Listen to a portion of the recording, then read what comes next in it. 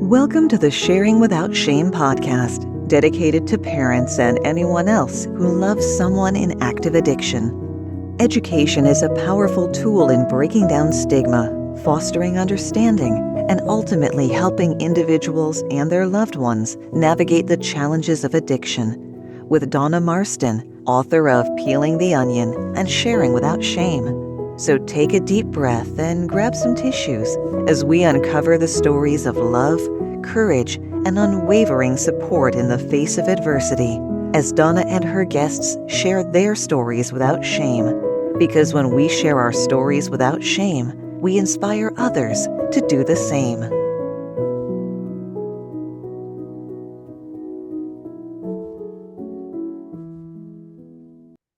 Hello, and welcome to the Sharing Without Shame podcast. My name's Donna Marston, and I'm your host. Today's podcast is brought to you by Snap Bands, and this is my band, and it says Blessed. The packaging is interesting. Here's the packaging that it comes in, but I never thought of myself as a blessing, which I thought was, what a great way to look at myself. So there's all kinds of positive affirmations, and that's what these are all about.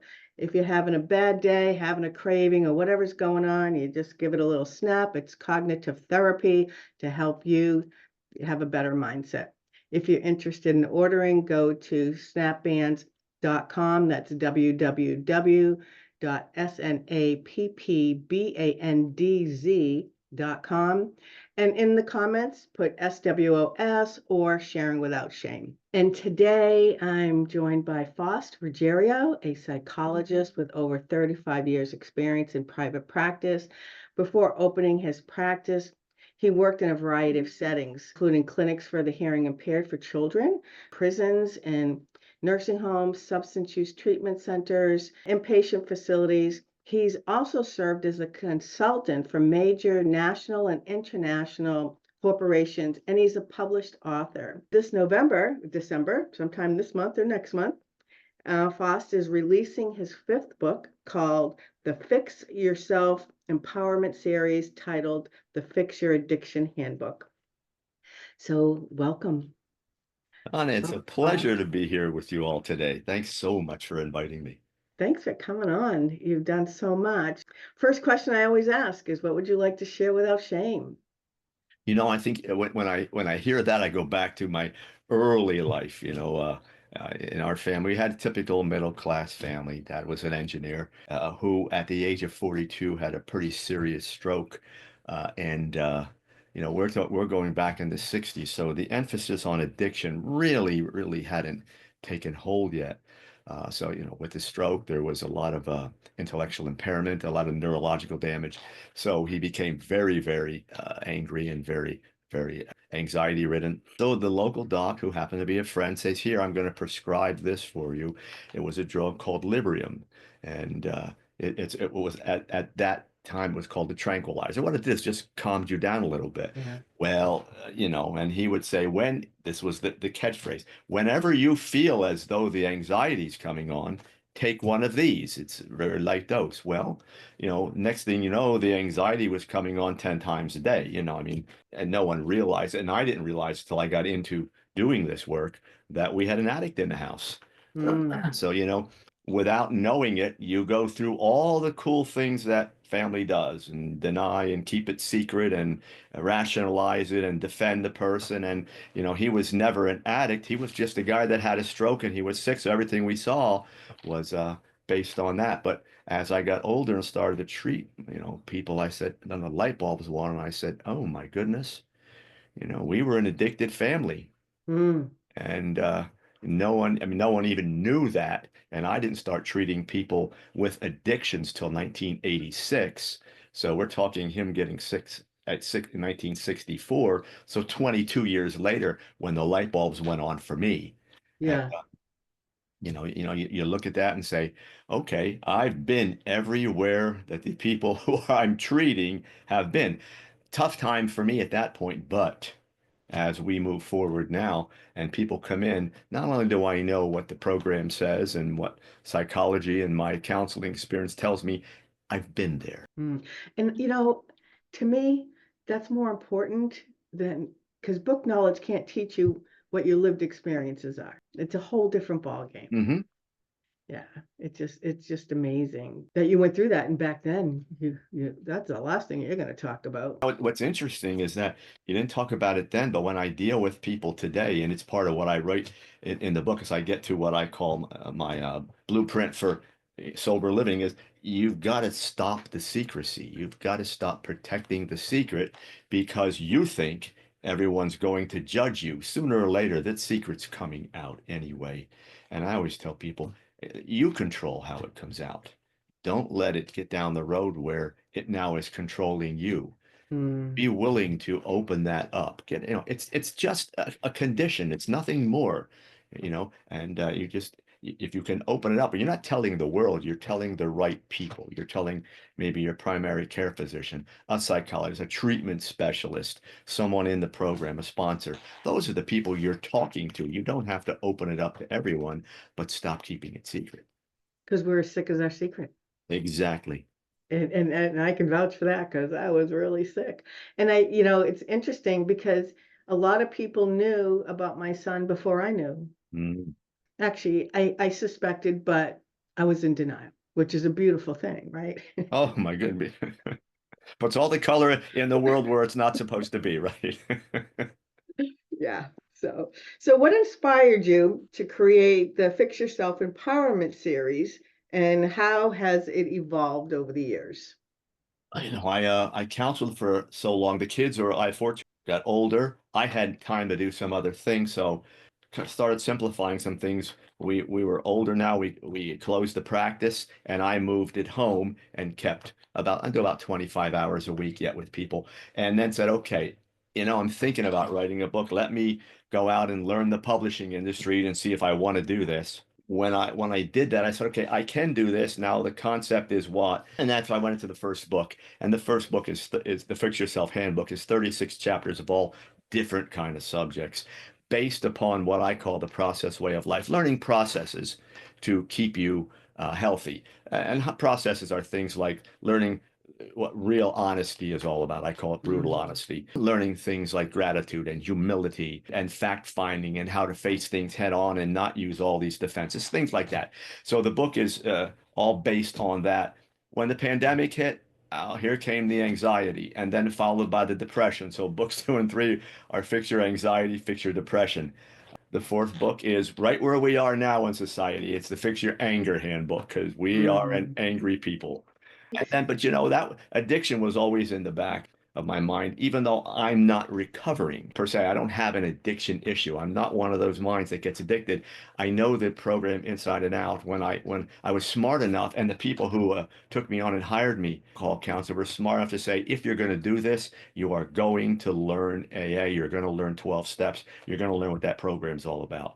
So Wow. I did that, and I had some AA people who were, really kind of took me under their wing, sponsors that I still work with today, program. So today I have, as a non recovering person for 4 decades, I have lived by that program.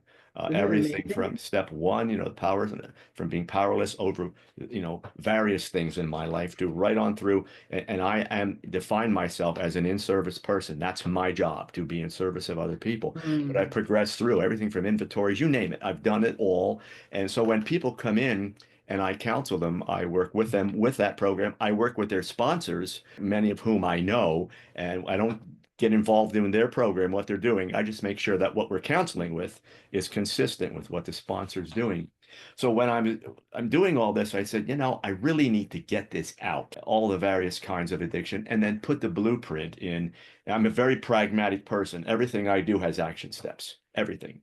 So, when we talk about the family portion and what the family is going through. We talk about honesty, and we talking about making that decision and staying away from substitutes and all little things that keep you in the addiction but make you think you're not. Yeah. I thought, okay, it's time to put this into a text, and the initial responses are real good. It'll come out in 2 weeks, but I have the manuscript printed, and I gave it to a lot of the sponsors that work with me, and they said, you're right on. We can actually use this with our people. When you get that kind of endorsement, then you feel real good about what you did. Yeah, that's awesome. It's interesting because, I'm a mom. When my son, when he first came into recovery, he was in and out, but his final time in a treatment and came out. And 3 years into his recovery, he decided to do the steps, and being a nosy, controlling mother. And he mentioned to me, Mom, you ought to meet this woman, Betty. And so I did. I found Betty, and she, even though she was an Al-Anoner, she went through the steps as they're laid out in the big book, the AA way. And she took me through them. Greatest gift I ever gave myself. And the biggest lesson I learned is nobody has to live up to my expectations. Mhm. Because I thought as a mom, that was his job, right? I'm going to tell you, I'm going to show you, I'm going to do all of this stuff, and you do as I say, because I'm your mom. And so there were a lot of valuable lessons, and I think everybody in society should live by this format. It's interesting you say that. I remember many years ago, it was around the holiday time, and the local AA chapters were all throwing their annual Christmas party. Their goal being to get everyone in those emotional celebratory states and get them away from the wrong places and put them in places where everyone was loving and supportive. And one of the persons went and had a problem and called me that night. And I said, "Great, get over. I'll meet you at the office." We went down to the office, and he said, and we went through some things. And he was done. He said, "I wonder what people without a program do when they get themselves stuck." And that resonated for me, Yeah. because everyone keeps things secret. They use the denial you talk about and rationalization. Let's intellectualize this. Let's make it look good. And his point was, I just let it out there, had a program to surround myself with, and let them tell me where I needed to go. And I thought to myself, you know, that's just, I always said that about counseling. Well, if you can counsel a little bit, you get honest and unearth some things about yourself. The program, yeah, it is for addicted people, but it's not just for addicted people. It is a Right. way of life that works. It's consistent with faith and scripture and all those kind of good things. It gets you out of the arrogance, really, is what it An does, ego, and the ego that destroy our lives. right? Yeah. That's what it does. It makes you humble. I wrote a chapter in my first book about humility and gratitude and wisdom. But when it came to humility, we all want that wisdom, but you can't have it unless you're humble, which seems to be the opposite. Well, I'm going to be wisdom. I'm going to have all this knowledge, but humility keeps saying, no, you never got there. You always, it's the student that becomes the teacher that remains the student, and that's what the program does. That's the beauty. That's what I love so much about it, is that it keeps you green. It keeps you humble and learning and not willing to ever say, I got it. Right. Yeah. Oh, that's awesome. What is the Process Life program that you founded, or it's a foundation for your series? Counseling, it's just what you said before. You can get all the book learning, you can go to classes, and that's great. I think everyone needs to. We're going to counsel people. We want to have all that education, all that good stuff. But those life experiences are so important. So as you know, now I'm at a graduate school and I'm counseling people, and I'm saying, okay, this doesn't quite apply. That was taught to us, but doesn't seem to have a foundation. Now I'm starting to see I'm using this and this and this. And okay, now I've got these things that always seem to be coming into the counseling. So I looked and said, okay, let's make these processes that I can teach. So if someone comes into the office, the first thing, it's almost like the first step. What is your first step? Well, I'm powerless. When they come in, I say, we need to get you brutally honest, because if you're going to come in here and give me part of the truth, or you're going to give me just enough so you don't get uncomfortable, we have a problem. There's no place to start. So they're Mm, going to come in, we're going to get brutally honest. You're going to get uncomfortable, but that's okay. We're going to do fact finding. We're not going to arrange facts around your conclusions to make everything look easy. We're going to look at the information for what it is. And mm, we're going to go from there. We're going to slow your life down and stop having you use all these quick fixes and all these things to get you feeling good real fast, because we need to take that out of your repertoire. We need to teach you how to be able to look at information. Those are my core steps. And then we go into all the things the people pleasing and how to get away from that, how to stop being perfect. We talk about humility. We talk about gratitude. Gratitude not being, I'm so thrilled that I got all these things and I have all this. Not, that's not gratitude. Gratitude is inside. All the garbage comes in, hits gratitude and becomes good. But you have to have the gratitude. So I teach people all these processes, but I Mm, teach them in a functional way. So mm, my chapters are written 7 or 8 pages, maybe. At the end of every chapter, there are the action steps. Now, I told you about humility. These are the things you have to do in order to acquire and maintain that humble way of living. That's what everyone's talking about. That's why the books I think have become so successful because somebody's finally saying, okay, here's all this information, but do this with it. mm-hmm, And so that's what I wanted to do. I wanted to really write books that were like counseling sessions. Here's your information. Here's what you have to mm, do. Here are the things that if you do them and we look at them next time, you're doing them and we can tweak them.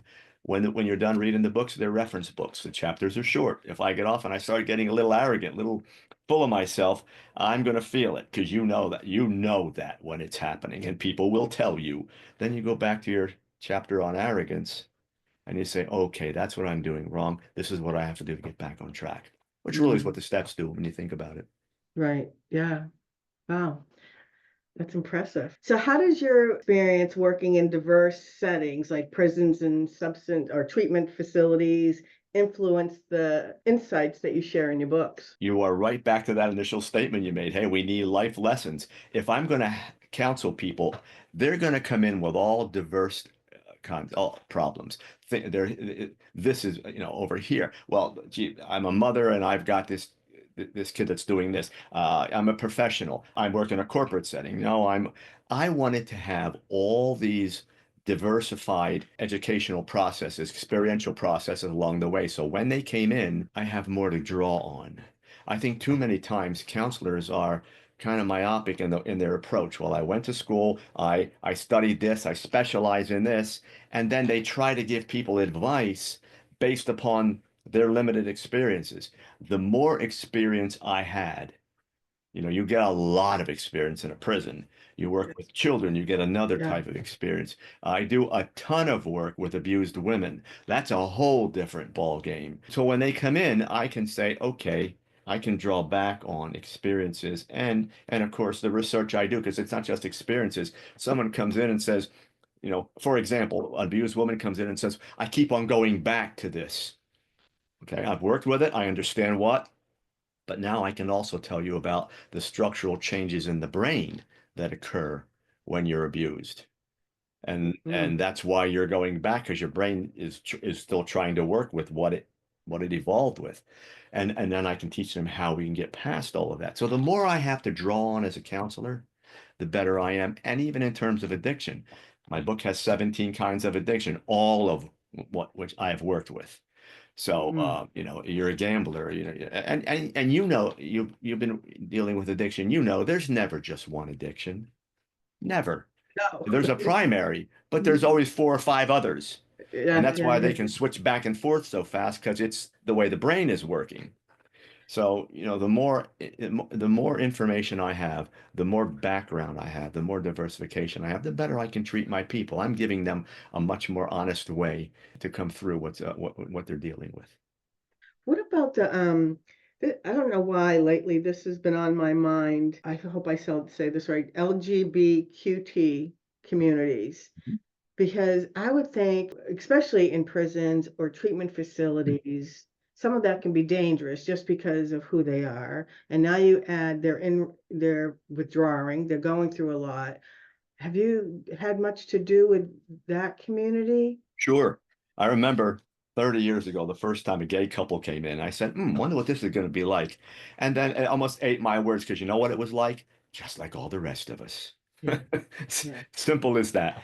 They have made some other decisions to do some things just a little bit differently. But here's this a gay couple who was experiencing all the same problems that I see with everyone else when I do couples and marriage counseling, the same way. And so what it really did is showed me that you treat everyone as individuals when they come into your counseling, and that's all you do. If they're going to bring up some of those issues, again, I've made sure I know enough about it Yeah. that they'll be comfortable. It's that you can use that community, or you can lose what we're seeing with kids today and all the pronouns and all the I'm this, but although anatomically I'm this. And what I tell them is, what do you want from me? Do you want me to pat you on the back? Do you want me to say that's wonderful, or do you want me to love you for the person you are? And we'll figure that as we go. They always go to the second one. Donna Marston knows what it's like to face the heartbreak of having a child in active addiction. She found a way out of that suffering and is now dedicated to helping parents navigate their painful journey with compassion and clarity. Donna provides a safe and supportive space for parents to share your feelings, gain insight, and learn how to prioritize your well-being. Through personalized wellness plans, she'll teach you how to establish healthy boundaries, break free from enabling behaviors, and develop better coping skills to foster a healthier relationship with your addicted teen or adult child.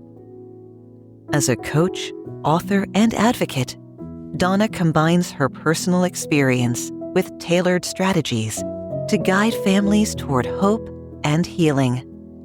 Every new client receives a complimentary copy of her book, Sharing Without Shame, which is filled with inspiring stories of resilience. If you're ready to take the first step toward healing your heart and reclaiming your life, visit www.sharingwithoutshame.com to book a session with Donna today. Yeah. That's what it is. It's no Yeah. judgment. Just like you go into an AA room. I'm not judging you. Yes, you've done these things. Some of them horrible. Mm. You're not here for us to dwell on those. You're here for us Right. to move forward. That's And that's the same way I and do 9 with all times my out of people. 10, the people who do the horrible things wouldn't do it in if they weren't under the influence, Correct. right? Correct. I know my son did some things he wasn't proud of, and it took him when he was early in recovery, it really was hard for him to live with those memories. And he did what he needed to do to work through it and to manage that hurt, that pain, that shame. It's interesting you say that. People will come in and wonder if I'm going to judge them. And I say, if you're thinking that way, you're probably judging yourself. And you're dealing with your own shame. And you're assuming then that I would feel the same way about you that you're feeling about you, and I don't. Well, Right. I'm starting from a place of acceptance and love, and I want to embrace you. Can you do that to yourself? Can you even trust that when I'm doing it with honesty, or that I'm just here because you came for counseling? Yeah. We need to get past those things first. Uh, Mhm. when you talk about shame, and you do some of those things you do, or you didn't do the things you were supposed to do, and people got hurt. Boy, that changes the way you think about yourself. Even if you're arrogant, it still changes the way you think about yourself. I have to get people to move past that point. Let's just put that on hold for a while. That's what I'll say to them. Let's put that over here. And we're going Mm. to go and start dealing with you as a good person. Try that on for size. They Mm. do. That's great. And you know what? It all comes down to love, right? Mhm. Self-love. And so many people, whether you have an SUD or not, don't love themselves. And it Mhm. takes practice. And I think this is my perspective. We all, whether you have a substance use disorder or not, we all have the same behaviors. We mimic each other's behavior. Oh, we do.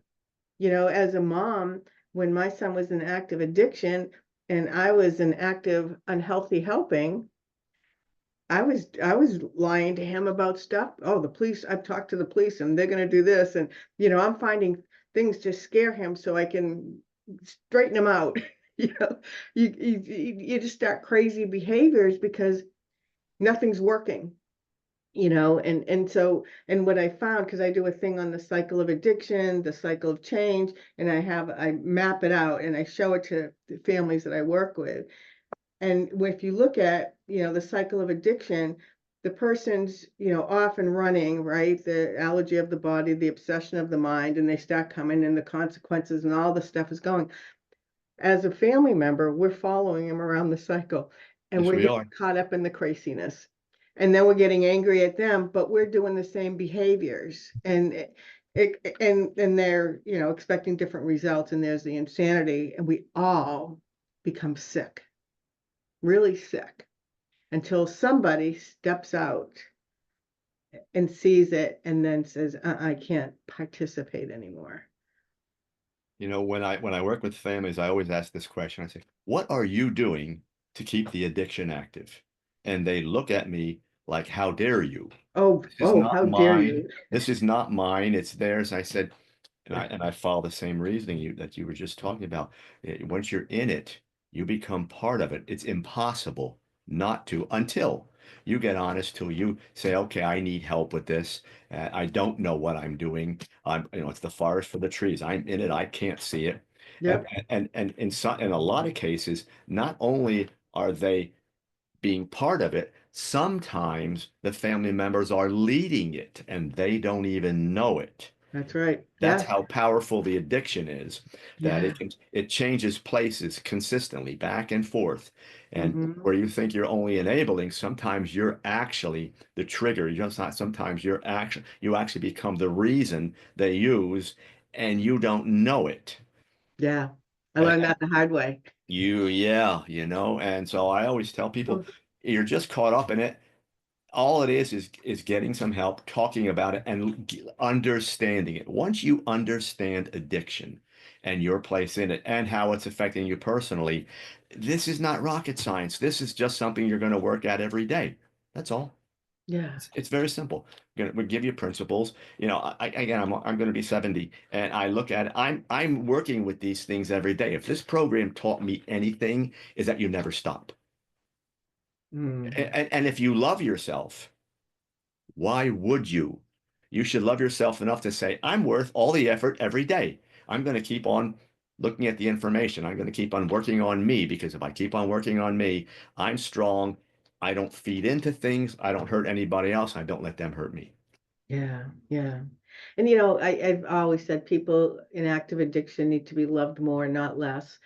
Stop with the old tough love, kick them to the curb, teach them a lesson. I believe that there's a way of incorporating unconditional love. There's a way for all of us to work together, even though the person who's unhealthy by active addiction, there's ways to have a healthier relationship with an unhealthy person, right? And there are, again, but it always comes down to how strong we are as individually. If we're not loving ourselves, and that's another thing I get with family members, they're going to talk about the addiction. They're going to put most of the issues on the addict. But often these were people who really could have used some help to begin with. And once I get them strong, once I help them to get themselves strong, then the way they deal with the addiction is completely different. Yeah. And every other problem in their life for that matter. Yes. Yeah. And we have to stop blaming and shaming parents. Because I had a gentleman, and you'll hear this probably if you listen to some of my older podcasts, and we were on the governor's commission together for drugs and alcohol. And he said, what's wrong with you parents? Y'all do it. Y'all do everything you can to make you feel better. It's not about your child. And I'll tell you, I was so upset with him, and he didn't have children. So I was like, he doesn't even know what it's like. He has no clue to what it's like to be in mourning for your child who's still alive, and the fear that grips us, that holds us hostage. We're prisoners in our minds and in our fear until we can break those chains, right? Until we start working a recovery program. And that takes time because we don't know better. So when we know better, we do better. And so after doing a lot of thinking, and it took me years to understand, he's right. A lot of times what we do for our children, when I hear people talking about their kids, it's like I want this for them. I don't want them in jail. I want this. I want them to get a job. I want them to go to college. And I'll say to the parents, all I'm hearing is about what you want.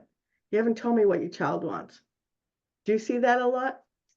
Always. Parents often do not take the feelings and the thoughts of their kids seriously enough.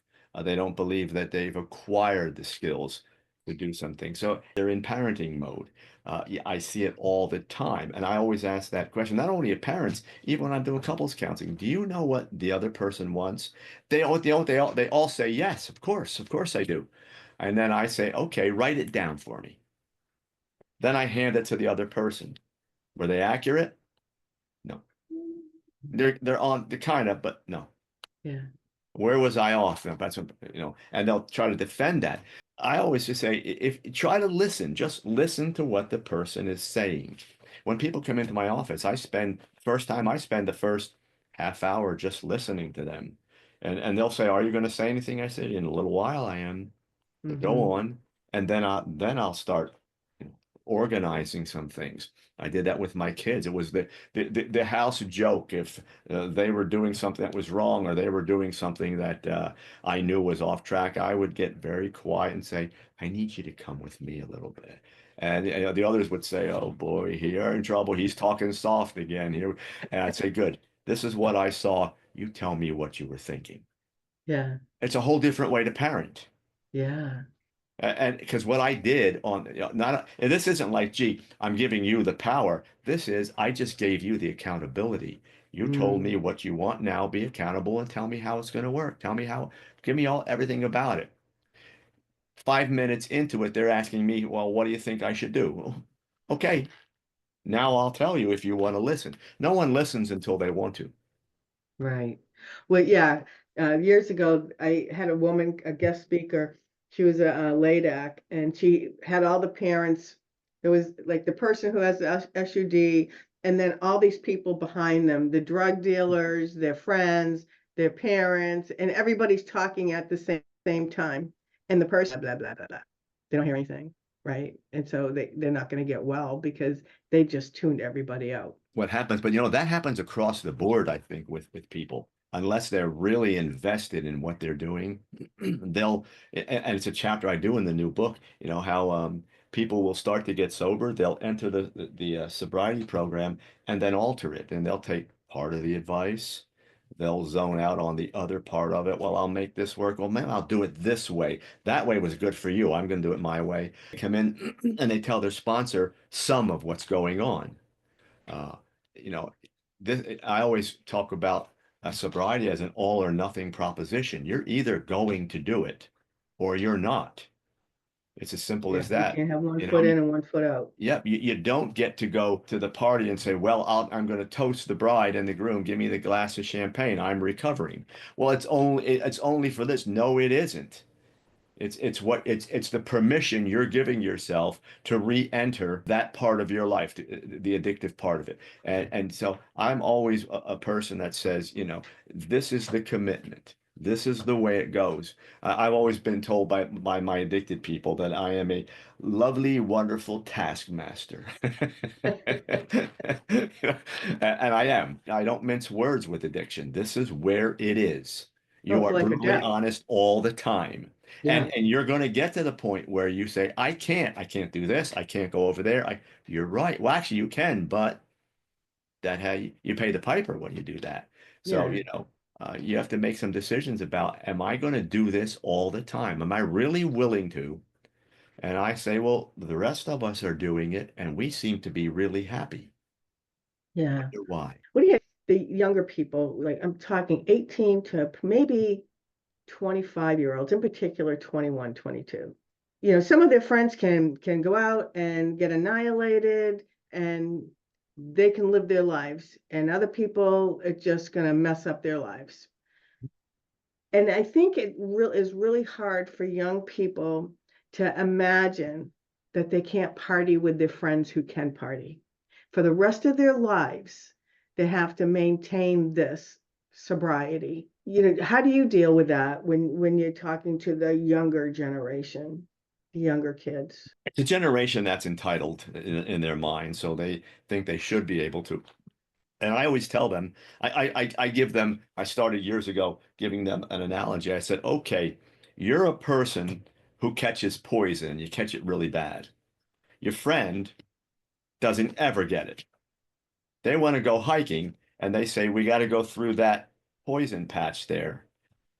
You can go. On the other side of that might be a beautiful view of the mountains and a sunset. You get all of that. And tomorrow you get the rash.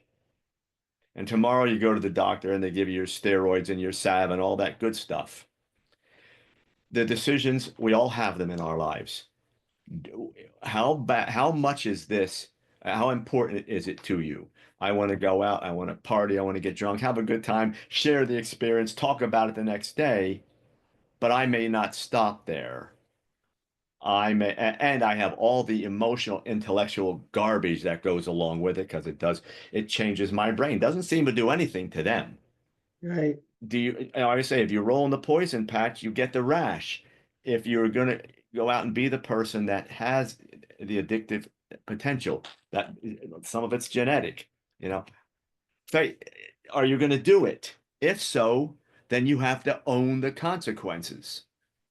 And if you keep on doing it, the consequences get more severe. Are you willing to own that? Because in the end, it's not, well, they did this and that happened. And no, that's not what happened. You did this.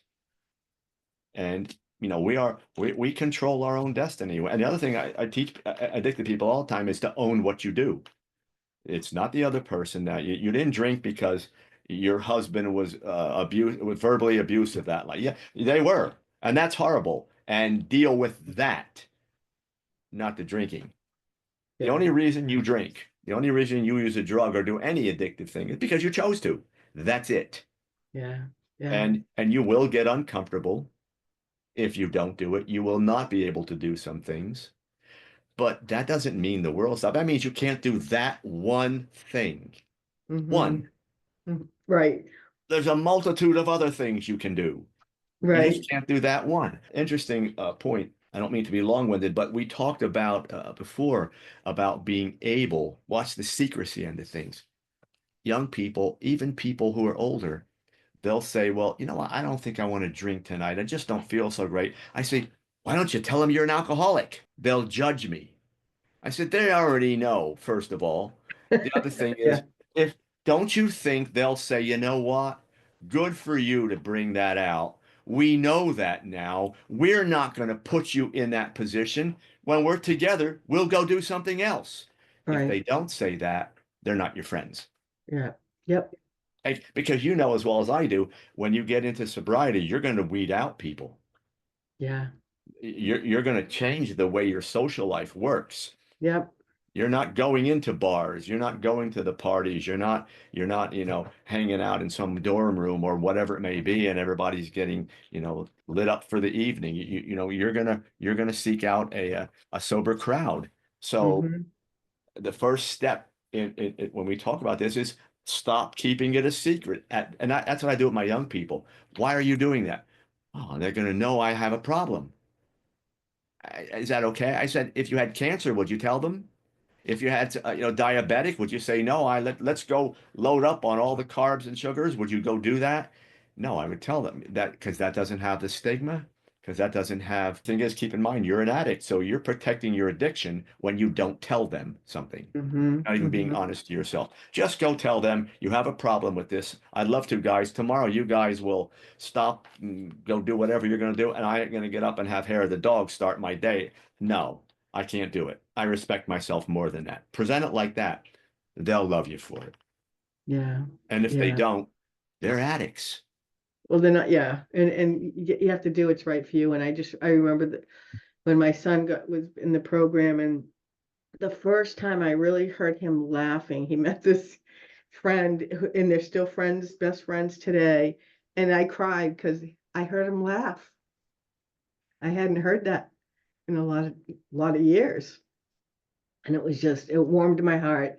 And this young man is very special he's like part of our family. And just it's amazing the people whose lives they've all touched and amazing things that they have accomplished. And just because somebody has an SUD doesn't mean their life is hindered.